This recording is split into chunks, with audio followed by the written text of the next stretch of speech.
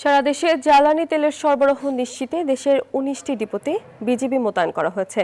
সকালে সিরাজগঞ্জের বাঘাবাড়ী oil depot থেকে রাজশাহী, রংপুর ও ঢাকা বিভাগের ২৮৭টি পেট্রোল পাম্পে তেল সরবরাহ করা হয়েছে। এদিকে খুলনায় পদ্মা, মেঘনা, যমুনা ডিপো থেকে প্রতিদিন দক্ষিণ পশ্চিম অঞ্চলে প্রায় ৩৯ লাখ লিটার জ্বালানি তেল সরবরাহ করা হয়েছে। এদিকে সরকারি ডিপো থেকে জ্বালানি তেল বিপণনের সময় পরিবর্তন করেছে বাংলাদেশ পেট্রোলিয়াম কর্পোরেশন। আজ জ্বালানি পণ্য সরবরাহ কার্যক্রম শুরু হয় সকাল ৭টায়, আর এই কার্যক্রম শেষ হবে বিকেল ৩টায়।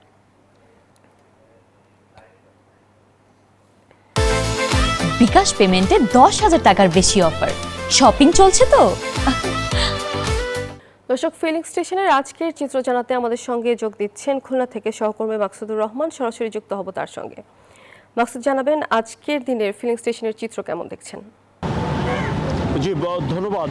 বিপিসি কিন্তু আজকে সকাল ৯টার বদলে সকাল ৭টা থেকে কিন্তু ডিপো থেকে তেল সরবরাহ শুরু করেছে এবং ফিলিং স্টেশনগুলোতে কিন্তু তুলনামূলক ২ ঘন্টা আগেই কিন্তু তেল এসেছে, কিন্তু তারপরেও কিন্তু ভোগান্তির অবসান হয়নি। আমি যদি এই ফিলিং স্টেশনের চিত্রটা একটু দেখাতে চাই, এটি হচ্ছে খুলনা মেট্রোপলিটন ফিলিং স্টেশন। এখানে যখন আমরা এসেছি সকাল ৭টায় ডিপো থেকে তেল সরবরাহ করা হলো, সেই তেলটা কিন্তু এখানে ৯টা থেকে ৯:৩০ মধ্যে এখানে পৌঁছেছে, কিন্তু তারপরেও কিন্তু অপেক্ষমান যানবাহন চালকদের দীর্ঘ সারি আমরা দেখেছি।